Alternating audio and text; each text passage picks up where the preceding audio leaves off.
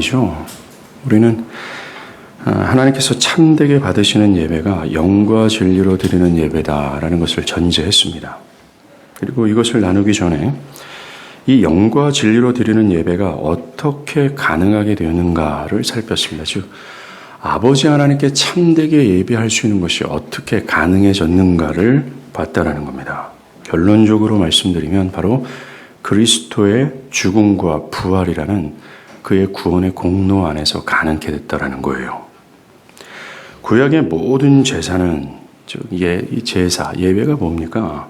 죄로 인해 하나님께 나아가지 못한 저주 아래 있는 자들이, 사랑하는 여러분, 성경에서 말하는 저주의 개념이 뭐예요? 병이 들고 집안의 석가래가 무너지는 등등을 저주라고 말하지 않습니다.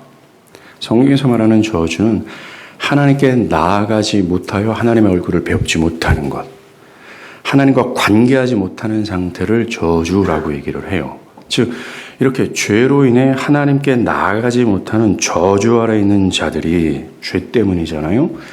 그런데 희생 제물의 죽음을 통하여 죄의 사함을 받고 하나님께 나아가 하나님의 얼굴을 배워 그 하나님이 주시는 영원한 안식으로 들어가는 것, 이게 구약의 제사였어요. 이 구약의 제사는 그리스도의 죽음과 부활로 말미암아 성취되는 참된 예배의 그림자요 예표였다는 겁니다. 주님은 23절에 아버지께 참되게 예배할 때가 오고 있다, 그리고 왔다라고 말씀하십니다.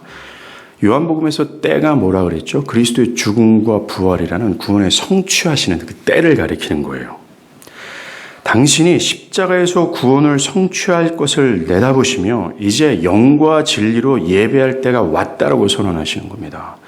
예수님이 하나님께서 받으시는 참된 예배를 말씀하시면서 자신의 죽음과 부활이라는 구원의 완성을 거론하는 것은, 이 참된 예배, 즉 영과 진리로 예배를 드리는 것은 당신의 공로 안에서만 가능하다라는 것을 강조하는 거예요. 이전에는 짐승의 희생으로 너희가 하나님께 접근할 수 있었으나, 그리고 하나님도 짐승의 희생을 통해서 당신의 영광을 드러내셨으나, 이제는 그 짐승이 예표했던 자신의 죽음으로 하나님께 완전히 나아가게 되었다라는 거예요. 하나님은 이제 그리스도의 죽음을 통해서 당신을 완전히 드러내시고 그리스도의 죽음으로 영단번 거룩해진 그런 상태로 말미암아 하나님께 나아갈 자격이 됐잖아요. 하나님 온전히 배웠고 영원한 안식을 누리게 되는 그런 예배가 성축해 됐다라는 겁니다. 이렇게 참된 예배는 그리스도의 공로 안에서 이루어졌다는 거예요. 그래서 이게 중요합니다. 참된 예배는 예수를 믿음으로 그와 연합하여 그의 죄사함과 그의 완전한 의를 소유한 신자들만이 누리는 은혜가 된다는 겁니다. 예배는 그리스도와 믿음으로 연합하지 않는 자들은 불가능해요. 그리스도 밖에 있는 자들에게 해당되는 것이 아니라는 겁니다. 아무리 예수가 2000년 전 십자가에서 구원을 성취해서 하나님께 나아가는 길을 여셨다 할지라도 그리스도 밖에 있는 자들은 해당되지 않는다라는 겁니다. 왜요? 그리스도만이 하나님의 공의가 요구하는 모든 형벌을 충족시킨 값을 가지고 있고, 오직 그분이 모든 율법을 충족시킨 완전한 의를 소유하고 있기 때문에 그래요. 죄인은 오직 그분 안에서만 하나님께 의롭다함을 받을 수 있고, 그리스도 안에 있을 때만 죄사함을 받아 하나님께 나아갈 수 있는 자격을 가질 수 있기 때문입니다. 우리가 그리스도 안에 있을 때만 하나님 보시기에 거룩하다, 완전하다, 넌 더 이상 무엇이 필요 없을 정도로 의롭다 칭함을 받기 때문에 그래요. 사랑하는 여러분, 하나님은 누구에게 당신을 계시하는 줄 아십니까? 즉 누구에게 당신을 허락하시고 누구만 하나님께 나오는 것을 허락하는 줄 아세요? 완전한 것, 완전한 자입니다. 죄가 한 호라기도 없는 완전하고 거룩하고 흠이 없는 자만 하나님은 예배로 그를 받으시고 그에게 당신을 나타나세요. 근데 우리가 무슨 수로 하나님 앞에 완전하고 죄가 한 점 없는 완전한 의로움의 상태로 우리가 갖출 수 있어요. 여러분의 그 너저분한 종교적인 행위로도 안 됩니다. 여러분들이 매일 성경 읽고 기도한들 그을림으로 가득한 여러분의 종교적 행위로는, 또한 여러분의 내면적 상태로는 도대체 그 거룩하신 하나님께 나아갈 수 없고 하나님이 완전하다 거룩하다 칭하시며 그를 받아줄 수가 없어요. 오직 그리스도의 공로 안에서만 갈 수 있다는 걸 기억하십시오. 그래서 예배하는 자는 나의 삶의 모든 신앙적 행위와 나의 도덕적인 모든 삶, 그 모든 것을 부인하는 것이 필요합니다. 내 안에 어떤 의도, 선도 없다라는 사실을 철저히 전제한 채 오직 내가 하나님께 나아갈 수 있는 것은 그리스도의 공로밖에 없다라는 사실을 인식한 채 나가야 되는 거예요. 그러하게 그리스도를 떠나서는 참된 예배는 불가능한 겁니다. 23절과 24절에서 아버지께서 받으시는 참된 예배의 가장 중요한 전제가 바로 이거예요. 믿음으로 그리스도 안에 있는 자들만이라는 것입니다. 그리스도는 바운더리를 딱 치셨어요. 그러하게 자신이 절대로 하나님께 나아가지 못하는 부정한 자라는 사실을 철저히 깨닫지 않는다면, 아, 내가 영적 창녀구나. 저 가늠하다 현장에 잡힌 그런 여자와 같은 존재구나. 온 나라가 손가락질하고 당장 하나님께서 김영채 너 지옥 가 해도 될 만한 그런 영혼이구나. 그래서 내 안엔 어떤 공로도 하나님께서 기뻐하시는 어떤 선도 의도 없는 존재구나. 그리스도의 공로를 의지하지 않으면 절대로 하나님께 못 나가는 영혼이구나라는 것을 깨닫고 저절하게 그리스도의 공로를 의존하고 붙드는 상태에서 나가야 되는 거예요. 만약 그렇지 않다면 참된 예배를 드리는 자라 할 수 없다는 것입니다. 주님은 오직 당신 안에서 참되게 예배할 수 있음을 전제하신 후에 이제 당신 안에 성취된 참된 예배에 대해 구체적으로 말합니다. 바로 영과 진리로 예배하는 거예요. 23절과 24절에서 이렇게라는 표현을 포함해서 3번이나 영과 진리로 예배할 것을 반복해서 강조하십니다. 즉 주님은 어떻게 예배해야 참된 예배인가에 대해서 강조하시는 셈이죠. 오늘날 사람들은 예배하는 것을 그저 정해진 시간에 예배에 참여하면 예배했다, 예배를 드렸다라는 의식이 강합니다. 마음속으로는 딴 생각을 하며 앉아 있어도 또는 교회 안에서 분쟁의 상황 속에서 그것에 대한 죄의식도 없은 채 서로 미움이 가득한 상태에서 하나님을 예배합니다 시고 앉아 있다라는 거예요. 이게 제일 신기한 겁니다. 그 교회에 분쟁 여러 가지 어떤 이유로 해서 큰 분쟁이 일어났어요. 그래서 교인들에게 삼삼오오 분열되고 서로에 대한 어떤 분노와 미움으로 충만합니다. 그런데 그들은 하나님을 향하여 예배하는 것인데, 예배는 하나님 앞에 있는 것인데, 그런 미움과 분쟁과 분열에 대한 문제의식도 없이 하나님을 예배한다고 앉아있다라는 거예요. 아무리 그렇게 예배한다 할 정도로, 그렇게 예배한다고 할 정도로 사람들은 예배하는 것을 그저 외적인 요소로만 생각하는 경향이 강합니다. 심지어 들려지는 말씀에 대해서 관심도 없고 그것을 자신의 견해로 필터링하고 있으면서 하나님에 대한 의식이 없는 상태에서 그저 그 예배 의식에 참여했다는 의미로 나는 예배를 드렸다라는 생각을 한다는 겁니다. 마음속으로는 교회와 설교와 다른 사람에 대한 정죄로 가득 차 있는데도 말이죠. 그럼에도 사람들은 하나님과는 무관하게 그저 외적인 형식에 초점하는 경우가 많다라는 거예요. 오늘 보면 23절에서 하나님이 이렇게 예배하는 자를 찾는다고 말할 때 의미는 오직 예수께서 제시한 예배만을 받으신다는 의미예요. 즉 하나님께서 받지 않는 거짓된 예배가 있음을 암시해 주고 있다는 겁니다. 사람들은 하나님이 제시한 예배가 아닌 자기 나름대로의 예배의 정의를 가지고 있으면서 나름대로의 예배를 구현하고 있는 거예요. 사람들이 이렇게 예배하는 이유의 저변에는요, 성경에서 계시한 하나님을 모르는 데서 기원된다 할 수 있습니다. 얼마 전에 어느 매스컴에서 오두막이라는 기독교 영화를 소개한 글을 봤습니다. 영화 오두막은 윌리엄 폴 영이 쓴 소설 오두막을 원작으로 했습니다. 주인공 맥이 어린 딸을 연쇄 살인범에게 잃고 아이 시체마저 찾지 못한 채 시리에 빠져 살아갑니다. 그러다 우연히 파파, 여기서는 성부 하나님이라고 얘기해요. 파파로부터 딸의 옷가지가 발견된 오두막으로 오라는 편지를 받고 맥은 분노에 차 홀로 그곳으로 향합니다. 맥은 오두막에서 성부 하나님 파파와 예수님과 성령을 만나게 됩니다. 영화는 주인공 맥이 그곳에서 상황에 따라 흑인 여성과 인디안 남성과 유대인 청년과 동양인 여성으로 묘사되는 하나님을 만나 그 마음의 상처를 치유받게 되는 스토리로 전개를 합니다.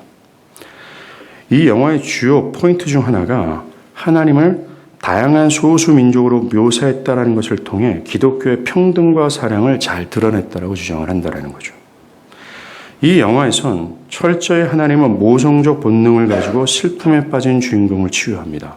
그리고 이어폰을 낀 채 설거지를 하고 요리를 하는 등 모든 권위를 벗어버린 하나님으로 표현을 해요. 주인공 맥을 향해 재촉하거나 강압하지도 않고 대화로 상처를 어루만지는 모습으로 접근을 합니다.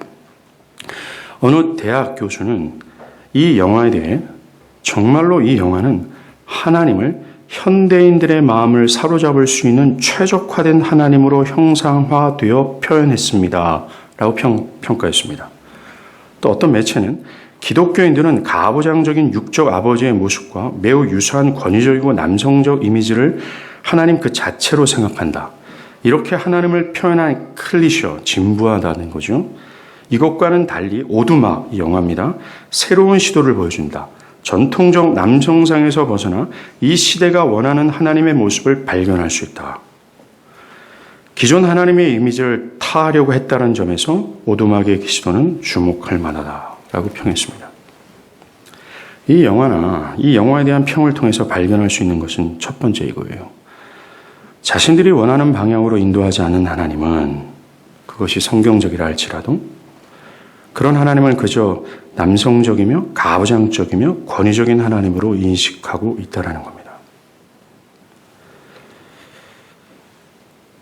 그저 선하기만 하신 하나님, 나에게 어떤 부담도 주지 않고 강압하지 않으며 내가 어떤 죄를 저질러도 그저 묵인해 주는 하나님이 아니라면 매우 부정적인 스탠스를 취하고 있다는 거예요. 한마디로 말하자면 성경에서 계시하고 있고 교회의 역사가 진리의 범주 안에서 드러난 하나님을 철저히 오해하고 있다는 것입니다. 또 가장 큰 문제는 성경에서 계시되는 하나님을 굳이 필요 없고 그것은 별로 신경 쓰지 않아요. 성경에서 계시되는 하나님을 자기 신들이 원하는 대로 자신들의 구매에 맞게 필터링하고 그것을 하나님으로 여겨도 좋다라는 의식이 깔려있는 것을 깨닫게 됩니다. 이것이 현대인들의 사고를 그대로 반영하는 것이 아닌가 생각을 해요. 사람들은 자신들이 원하는 하나님을 자기중심적 하나님을 원할 뿐입니다. 이것이 십계명의 두 번째 계명을 거스리는 모습이다 할 수 있어요. 십계명 제2계명은 너를 위하여 새긴 우상을 만들지 말고 또 위로 하늘에 있는 것이나 아래 땅에 있는 것이나 그들에게 절하지 말며 그것을 섬기지 말라라고 얘기합니다. 이 계명의 핵심은 외적인 형상뿐만 아니라 우리 마음속으로 하나님을 형상화하는 것을 금하고 있는 거예요. 성경이 계시하고 있고 최종적으로는 아들 그리스도를 통해서 드러나는 하나님이 아니라 인간 안에 있는 어설픈 종교성으로 하나님은 이런 분이야. 하나님의 뜻은 이런 거야. 기독교 신앙은 이런 것이고 하나님은 이렇게 섬기는 거야 라고 하지 말라고 하는 단호한 하나님의 명령이에요. 그런데 이 오두막 영화와 그 오두막 영화를 평하는 것을 대표로 하는 현대 교회 안에 있는 사람들은 지금 두 번째 계명을 심각하게 벗어나고 있다는 것을 말할 수 있다는 겁니다.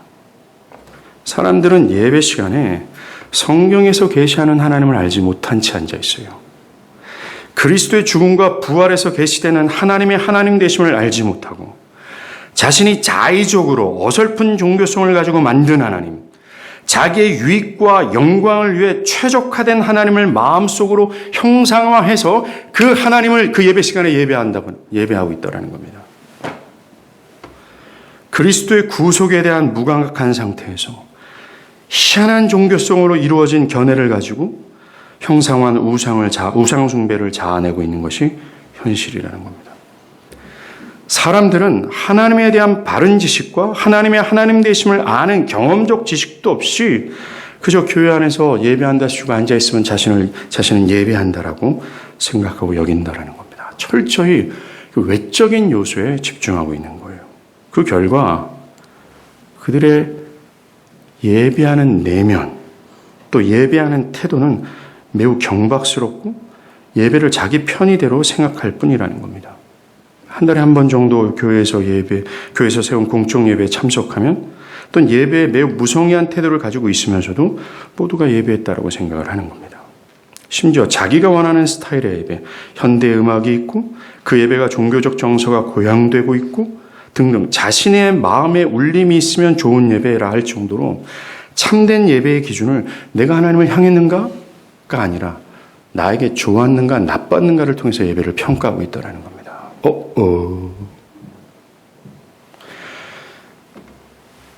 그들이 그렇게 예배를 경박스럽게 또한 그들이 그 예배의 태도가 하나님이 아니라 자기중심성이 된 이유는 그들이 형상화한 하나님이 그런 하나님이기 때문에 그렇습니다. 이처럼 하나님에 대한 오해가 예배의 기형을 생산하는 거예요. 오늘날 사람들의 예배에 불충성한 모습이나 예배를 가볍게 여기는 태도나 예배하는데 딴 생각을 해도 된다고 하는 이 모든 부정하고도 불결한 원인은 하나님이 어떤 분인지에 대한 바른 지식이 없는 데서 비롯된 거다 말할 수 있다는 겁니다. 우리가 하나님을 바르게 예배하는 데 있어서 가장 중요한 기초는 성경에서 계시되는 하나님을 알고 그를 실제로 의식하는 것에 있어야 되는 거예요. 특히 우리가 참되게 예배하기 위해서는 오늘 주님이 말씀하신 하나님이 영이시니라는 이 간단한 구절이 무엇을 의미하는지냐에 달려 있습니다.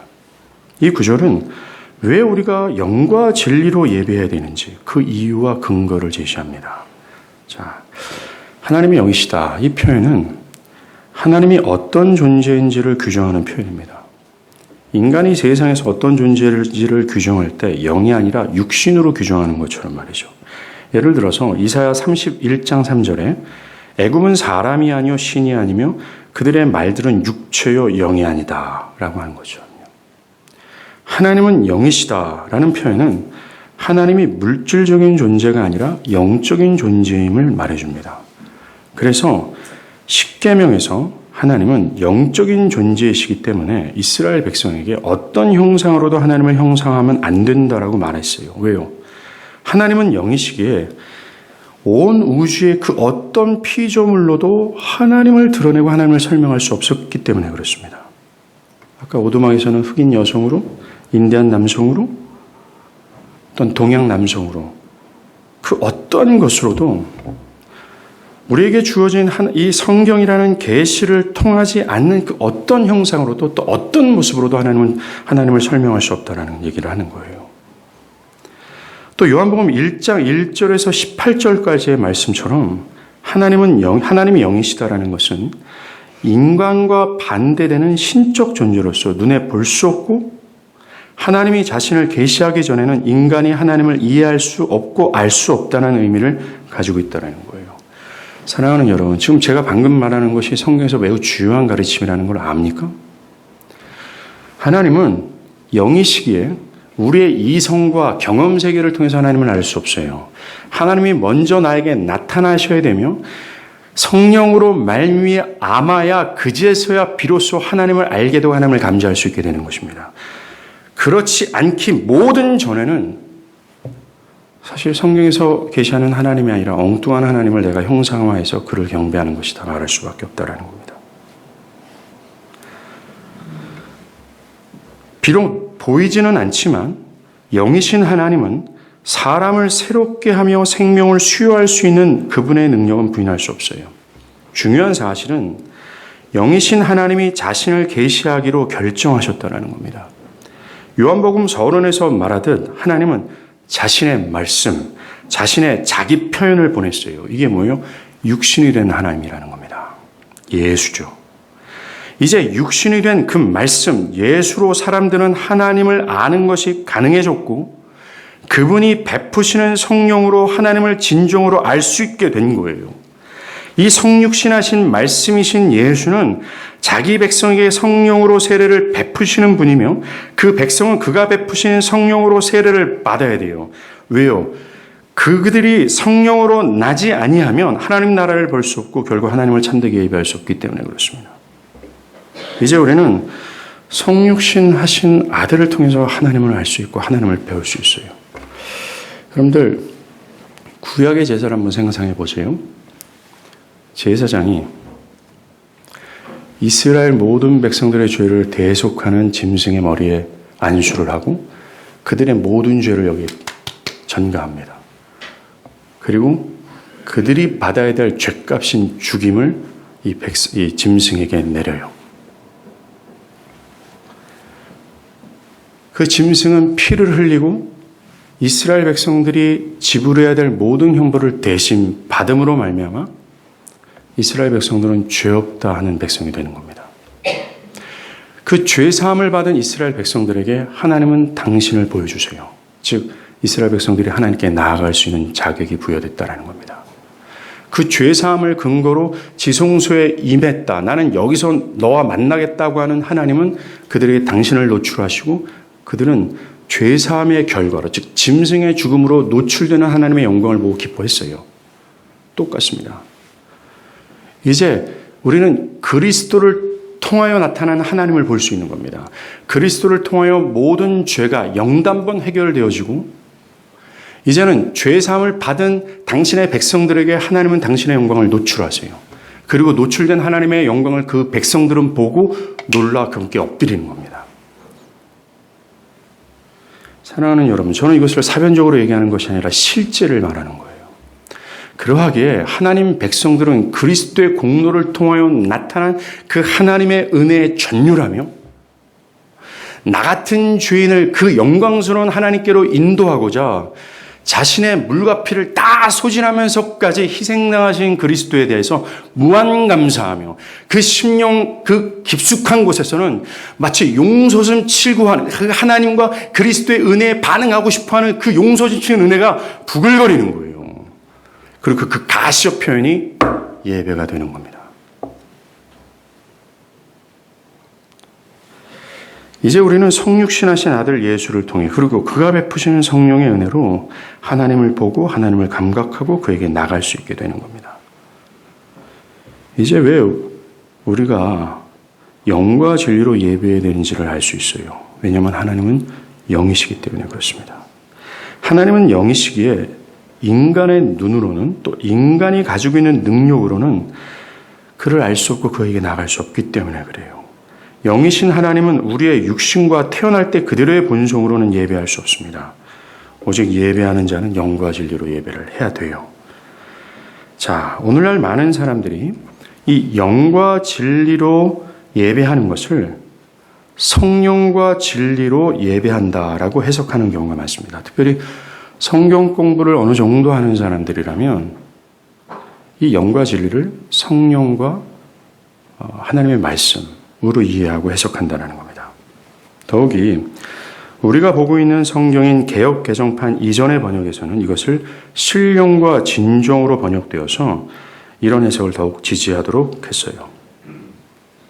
대체로 영으로 번역되는 헬라어 푸뉴마라는 단어는 인간의 영혼을 가리켜 사용할 때도 있지만 그 앞에 정관사, 영어로는 더죠. 이것을 붙일 경우에는 그 영이라고 해서 성령을 가리키는 말이 됩니다.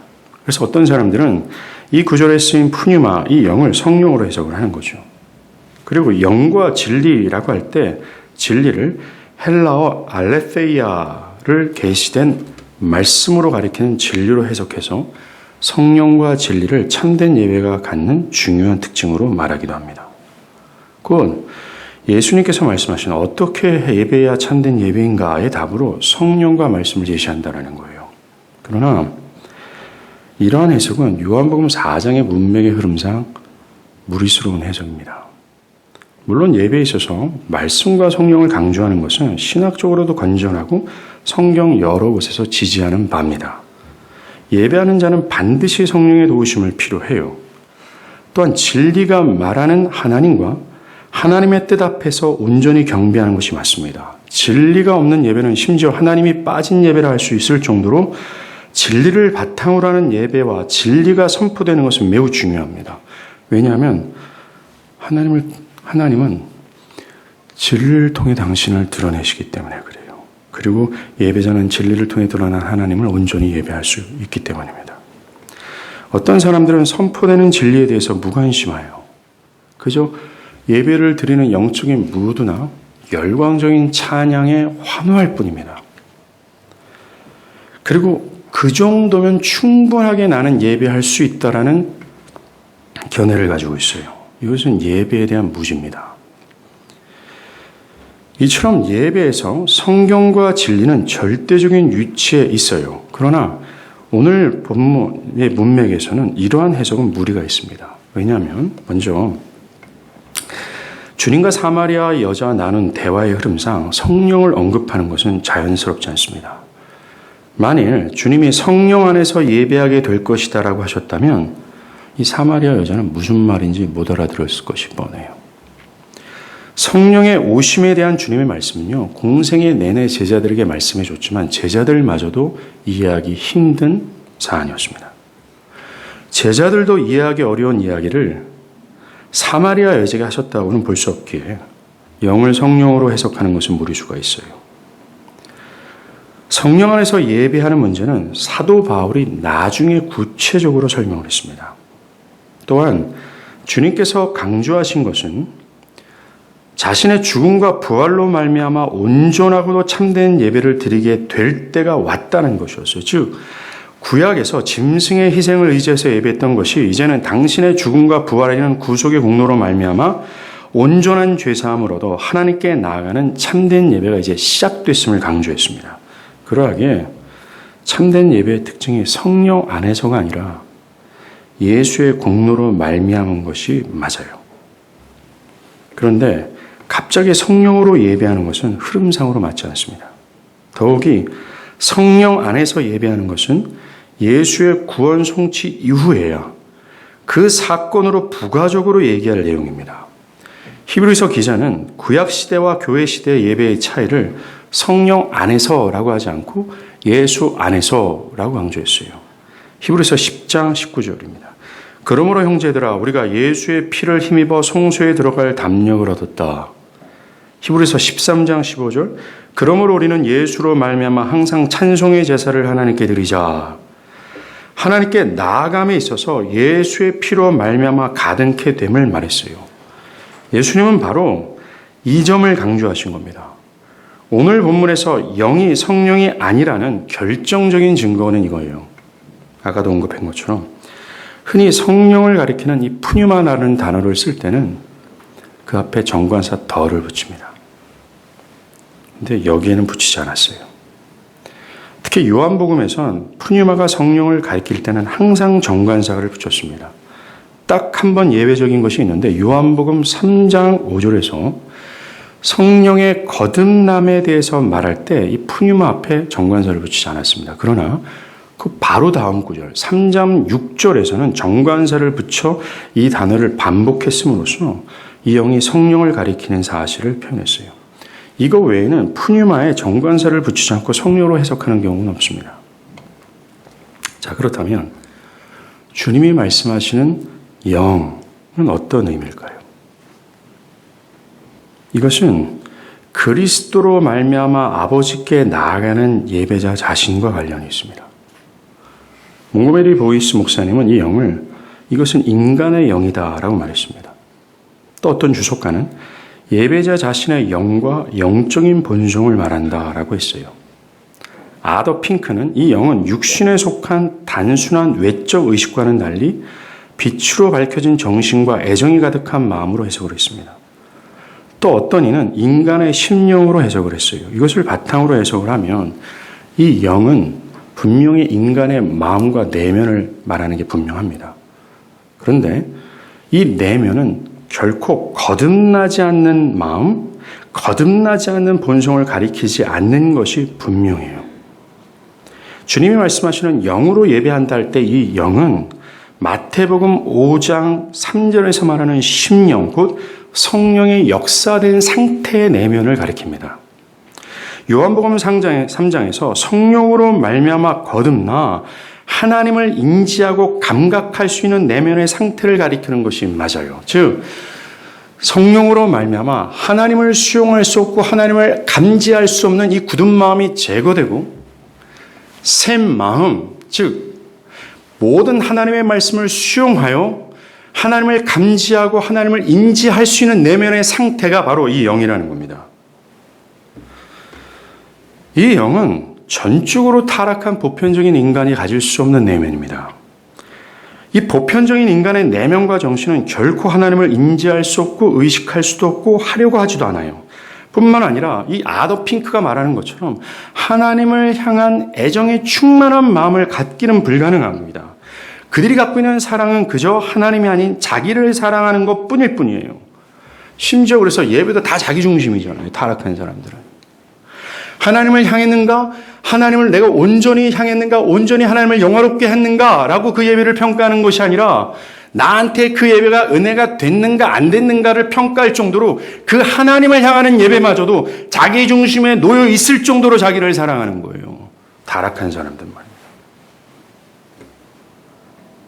그래서 이 타락한 영혼으로는요, 예배의 대상 되신 하나님을 감지할 수도 없게 하나님을 향하지도 않고 예배 가운데 임재하시는 하나님을 기대할 수도 없고 그를 사랑하고자 하는 마음도 없기에 예배는 불가능합니다. 주님이 말씀하시는 영으로 예배하는 것이라 이처럼 성령이 역사로 말미암아 그 전과는 다른 마음. 하나님이 얼마나 선하시며 영광스러운지를 감지하고 느낄 수 있는 그 마음의 상태예요. 성령의 통제 아래 있을 수 있고 성령의 인도를 받을 수 있는 상태에 있는 영혼이라는 겁니다. 하나님이 영이시니 예배하는 자가 영과 진리로 예배할지라라는 이유가 분명해지지 않았습니까? 성령으로 역사된 마음에 영이 있지 않으면 그 영 대신 하나님을 예배하는 건 불가능해요. 왜냐하면 하나님이 영이시기에 거듭나지 않은 영으로는 하나님을 예배할 수 없기 때문에 그렇습니다. 타고난 본성으로나 마음으로는 하나님을 감지할 수도 인지할 수도 없어요.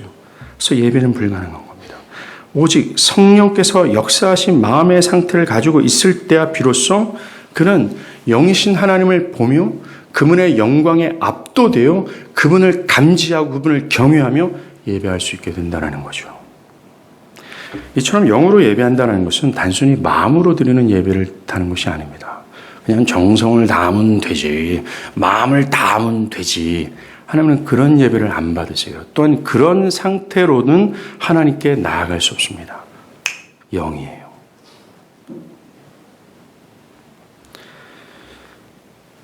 바로 이렇게 영으로 하나님을 예배하게 된 것은 우리가 지난주에 살펴본 그 바운드리, 그리스도의 공로 안에서 되어졌습니다.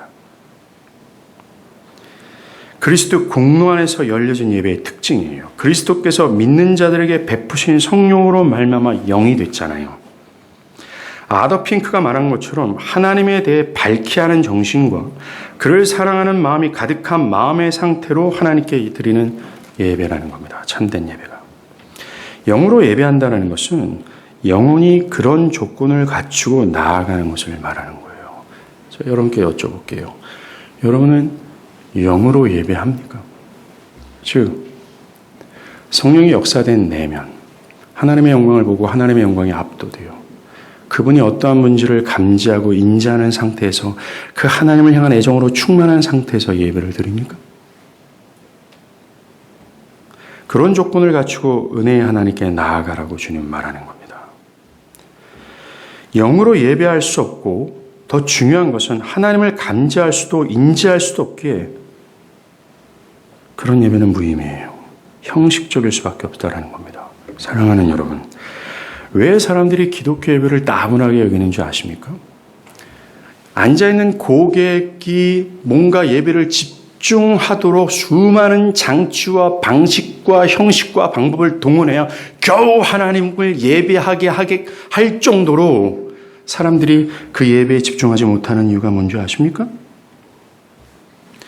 그곳에 역사하시는 성령의 역사를 느끼지 못하고 겨우 시끄러운 음악이나 자신을 위로해주는 정도의 같은 설교만 반응하고 그렇지 않을 때 화석처럼 왜 앉아있는 줄 아십니까? 예배 가운데 임재하시는 하나님으로 어떠한 감흥도 없이 그저 형식적이고 위선적인 모습으로 왜 사람들은 그렇게 예배에 앉아있는 줄 아십니까? 하나님을 두려워하지도 않고 방종스러운 예배를 드리는 이유가 뭔지 아세요? 그 예배를 위해 대가를 지불하면서까지 사모하지 못하는 이유가 뭔지 아십니까? 예배를 드리고 또 드려도 1년, 2년, 3년, 4년 드려도 아무런 내면의 변화, 하나님을 감지하고 하나님을 기뻐하는 내면의 변화, 그 어떤 변화가 일어나지 않는 이유가 뭔지 아세요? 여러분들 생각해 보세요. 그 예배에 하나님이 있단 말입니다. 교회 1년, 2년 정도 다녀도 다 알아요. 이 예배 가운데 하나님이 임재하신다라고요. 근데 다 사변적으로만 말할 뿐이에요. 그 예배 가운데 하나님은 임하세요. 그리고 하나님은 무언가 일하십니다. 그런데 1년, 2년, 3년, 4년, 10년 내내 20, 30년 내내 예배를 드렸음에도 불구하고 즉 하나님이 임재하시는 그 현장에 있었다라고 얘기하면서도 그러면서 나는 예배한다고 얘기했음에도 불구하고 아무런 변화가 없어요.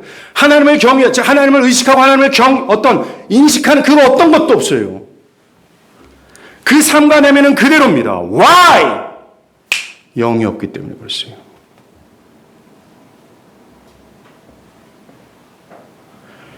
여러분들이 사랑하는 어떤 사람이요 10년, 20년 맨날 그 공적 예배에 열심히 참석하는 것을 기대하지 말고 하나님께서 받으시는 그 영으로 하는 자가 될 수 있도록 간구하기를 바라요. 빈 껍데기는 하나님 안 받는다라고 얘기한 겁니다.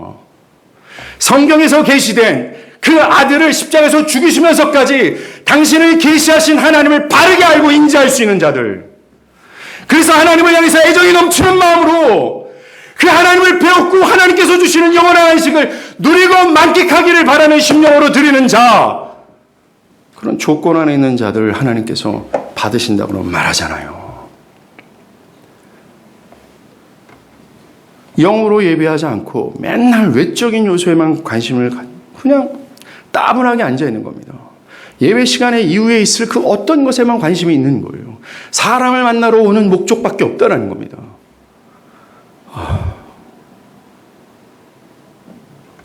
영으로 예배한다. 이 영은 곧 예배하는 자의 상태를 뜻하는 겁니다. 성령으로 깨어난 영이 없다면 결코 참된 예배를 드릴 수가 없어요. 오늘날 소위 열린 예배라고 하는 거, 뭔가 예배 전에 일렉기타가 깔리면서 굉장히 가벼운 피아노 음이 땡땡땡 하면서 뭔가 사람들의 마음에 심금을 울려주고 뭔가 앞에서 인도하는 사람들이 어떤 멘트로 사람들의 마음을 일으켜줘야 겨우 입을 뻥끗하는 그 예배를 하나님께서 받으신 줄 아십니까? 우리가 3주 동안 우리가 봤지만 그것은 구약에서부터 하나님께서 그렇게 경멸하고 혐오했던 예배였어요. 그들이 죄만 쌓는 것뿐이라고 말씀하신 겁니다. 우리가 영으로 예배하지 않는다면 하나님은 절대로 그 예배를 받지 않으시며, 그 예배를 받지 않는다는 것은 예배자 자신을 받지 않는다는 뜻이에요. 그게 뭡니까? 예배가 뭐였어요? 구약의 짐승의 죽음이 예표했던 그리스도의 죽음.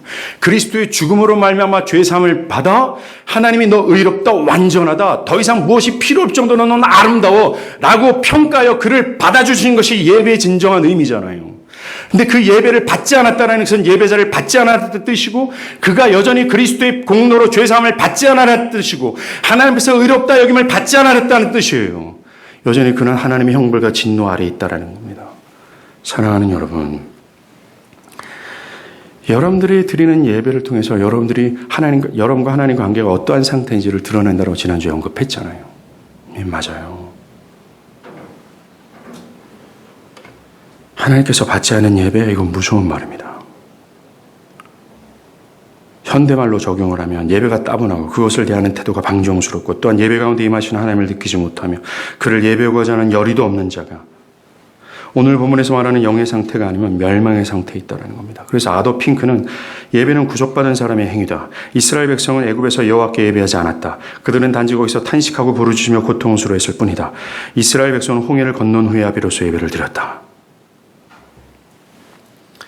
한마디로 말해서 참된 신자가 되지 않고서는 절대로 예배를 드릴 수 없다는 겁니다.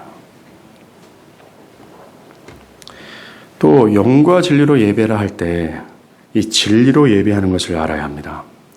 오늘 본문의 진리는 다양하게 번역이 될 수 있어요. 이 진리를 어떤 진실, 진정으로, 어떤 참되게 이렇게 번역할 수 있습니다. 또는 계시로 말씀이죠. 번역할 수 있어요. 특히 많은 사람들이 이것을 계시된 말씀, 그 진리로 해석을 해서 그리스도 공로 안에서 주어진 참된 예배는 하나님 말씀 중심이어야 된다고 말을 합니다. 예배에 하나님의 말씀이 중심이 되는 것은 맞습니다. 하지만 이 구절이 그런 주장의 근거가 될 수 없다는 것을 알아야 돼요. 먼저 주의해야 될 것은 영과 진리로에 해당되는 부분입니다. 헬라어 원문에서 영과 진리는 하나의 전치사로 묶여져 있어요. 예수는 영과 진리를 각각 독립된 의미로 사용한 것이 아니라는 겁니다. 이 두 단어는 서로 관련이 있음을 시사해요.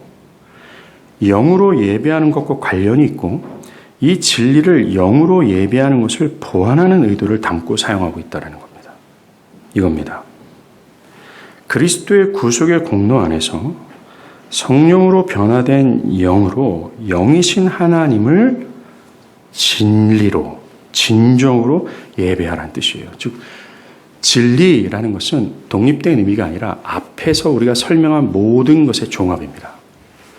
영과 진리로라는 것은 즉 그리스도의 공로 안에서 주어진 그래서 그분께서 베푸시는 성령으로 말미암아 하나님을 감지하고 그 하나님을 향해 애정이 충만한 상태로 예배를 드리는 그 진정으로 하나님을 예배하라는 거예요. 어떤 주석가는 진리로 예배한다는 말씀은 하나님과의 진정한 접촉을 의미한다라고 얘기합니다. 즉 오늘 주님이 말씀하시는 영과 진리로 예배한다라고 할 때 진리란 영으로 예배하는 것을 보충해 주는 거예요. 영으로 예배하라. 이렇게 진정으로 예배하라. 라는 뜻이죠. 사랑하는 여러분, 우리는 교회가 정한 이 공적 예배 시간에 참여하는 유무에 따라 우리는 하나님을 예배했다라고 평가하지 말아야 됩니다. 과연 내가 진짜 영으로 예배하는가? 내가 영으로 예배할 수 있는 자격을 갖추지 않은가를 먼저 돌아볼 필요가 있어요. 쉽게 말해서 내가 신자인가를 먼저 봐야 된다는 겁니다. 영과 진리로 예배하는 것은 결국 예수 그리스도의 구원의 공로로 죄사함을 받은 자가 그 구속의 은혜로 나타난 하나님의 하나님 되심을 성령으로 인해 변화된 영으로 감지하고 하나님을 향한 사랑으로 충만함으로 하나님을 향하는 거예요. 실제로 하나님을 경외하고 그를 향하여 예배하는 겁니다. 어떤 형식적이고 어떤 외적으로만 예배하는 것이 아니라는 겁니다. 아무리 외적으로 잘 짜여져 있어도 무의미해요. 영과 진리로 예배하는 것은 단순히 정성을 다하는 문제가 아닙니다. 아까도 언급했지만 여러분들이 정성을 다해 예배를 드렸다고 해도 하나님은 그것을 받지 않아요. 여러분들이 사는 지역이 굉장히 멀단 말입니다. 1시간 정도 차를 타고 왔기 때문에 그 수고한 공로를 하나님이 어여삐 여기셔서 그 예배를 받으시고 우리에게 은혜를 베푸시는 것이 아니에요. 심지어 여러분들이 선교지 가서 순교에 이르기까지 하나님을 향해서 열렬히 일했다라는 근거가 우리가 하나님께 나아갈 수 있는 조금의 근거도 못 돼요. 하나님은 우리의 어떤 행위와 그 어떤 내면의 상태를 근거로 해서 우리를 받지 않아요. 오직 그리스도의 공로입니다. 그리고 그리스도의 공로 안에서 변화된 영, 그 영을 가지고 하나님께 나아가는 거예요. 그런 예배만 하나님이 꼭 받으시는 겁니다. 영과 진리로 예배하는 것은 결코 억지스럽게 노력하라는 요구가 아닙니다. 그렇게 되면 노력해봐. 노력하다가 안 되면 어쩔 수 없는 거고 혹시 영과 진리로 예배하지 못할 경우도 있을 수 있어 라고 말하는 게 아니에요. 반드시 must라는 단어를 썼어요.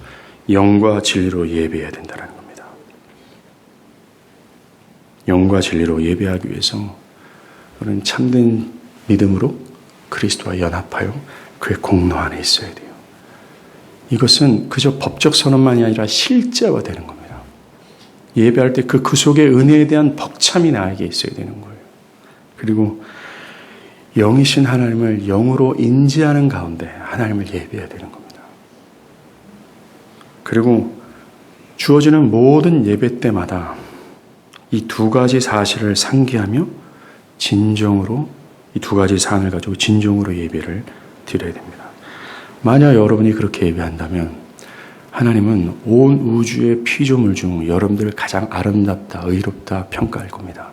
그리고 당신의 한량없는 은혜의 창고를 열어 부어주고 싶어 하시는 하나님의 한량없는 은혜를 여러분들에게 허락을 할 거예요. 그리고 여러분은 만약 영으로 예배할 경우 그 하나님의 영광을 배웠고 그분의 영광에 압도되어 그분을 그 어떤 것보다 최상으로 기뻐하고 세상의 모든 것이 사라지고 하나님과 독대할 수 있는 영광의 예배의 자리로 들어가게 된다는 겁니다. 혹시나 예배를 그저 외적인 요소로만 생각하고 그동안 예배에 방종스러운 태도와 견해를 가지고 있었다면 회개하길 바라요. 그것을 돌이켜 하나님이 받으신 예배인 영과 진리로 예배하기를 사모하십시오. 그래서 그리스도의 공로로 활짝 열려진 은혜의 하나님의 성소로 나아가 그를 배웠고 그 영광에 압도되어 그를 즐거워하고 그가 주시는 참된 안식을 경험하길 바랍니다. 기도하겠습니다.